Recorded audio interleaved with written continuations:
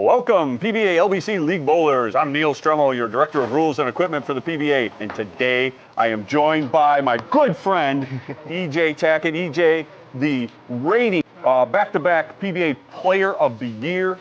EJ, thank you for coming out. Welcome. Absolutely. Thank you. Good to see you. Today we are at All-Star Weekend here in Waukesha, Wisconsin at Foxview Lanes, powered by Cubica AMF. And we're talking about the Cubica AMF Edge string machines. And EJ, I know you've bowled on these string machines many times. And so I'm just wondering, like, what kind of adjustments do you make when you bowl on these types of machines? Well, I think the biggest thing, and I truly believe it's a good thing, you really have to understand how to get your ball to go through the pins correctly. You get a few less off hits, which makes you throw it a little bit better. You have to get your ball to pick up in the right part of the lane, get through the pins correctly.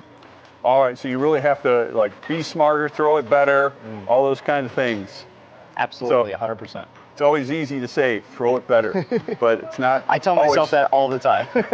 So EJ, I know you have these machines, and you've bowled on both the USB-C certified mode, which has longer strings, and the regular recreational mode, which is just better for open play. You've bowled on both modes. Can you tell me the difference between the two that you've seen?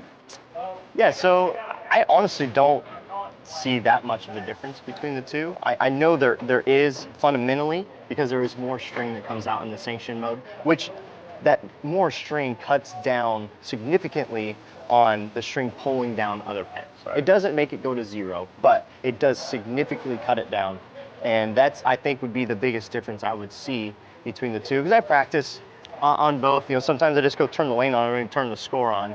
And when you do that, it just kind of automatically goes to that recreation mode.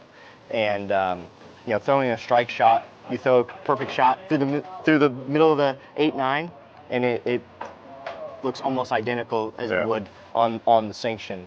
It's just that difference of that string length that allows the pin to go around other pins without pulling it down with the string. Regarding Competitive bowling on these machines, what are your thoughts on using them for competitive bowling?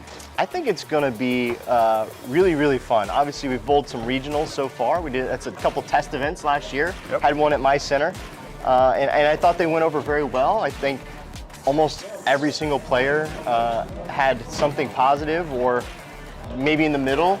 It might have only been a couple of guys that had some bad things to say, but you can say that about any machine in general. And I think the big thing we have to remember is every single machine has its nuance. Whether you're an old A2, we had 8270s before, like those two machines, the way the pins react aren't the same either. And the way they maybe bounce out of the pit is gonna be different. The sidewalls are different. So the strings just add another layer of a difference in machine. And I think everyone kind of needs to have that perspective with it and be neutral the first time they go bowling. Yeah, and overwhelmingly, the responses from the competitors at those events were that it was fair. It was a fair environment, and it was a fair competition and tournament. I assume, you know, you were one of those, or you felt that same way. But is that what you heard as well? Yeah, I think a vast majority of guys were, you know, saying that exact same thing. That at the end of the day, we're all bowling on the same thing. You know, whether it's bowling on a string machine or, like I said, an 8270 or an A2 or whatever it may be, everybody's competing on the same thing. Yeah, and that, from a PBA standpoint, that's obviously one thing that's very helpful is, you know, we conduct everything basically right there in the same center. So, you know, you're going to have a lot of consistency across the center, and, you know, everybody's in the same environment. So it does really help from a fairness standpoint. Yep.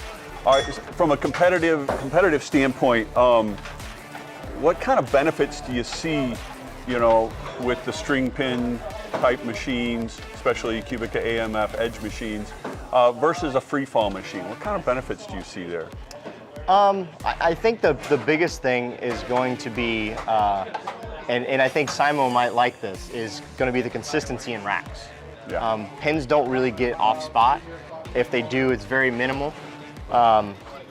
So I think the consistency of the rack itself is going to be the biggest thing as far as a competitive standpoint goes that we can focus on when we go to a bowling center with the edge strings. Yeah, I know in the competitions we had, there was 1 or 2 re-racks were ever taken. I think there was some kind of vibration that moved a pin. So it is very rare. And then the other thing we didn't see was any deadwood. We didn't have to wait for deadwood. Right, yeah, no more deadwood. That string's gonna pull it right back. And that's one thing in my center at home I've loved. You know, I see the pin kind of come back up the gutter. I'm like, haha, you're gonna get pulled back. Don't have to deal with you. You're gonna get taken care of. All right, well, that's good information. I appreciate your time today. Hey, good luck at the All-Star Weekend. Thank you so much. And enjoy your time here in Waukesha, Wisconsin at Foxview Lanes. And I hope everybody out there continues to support our sport. Thank you very much.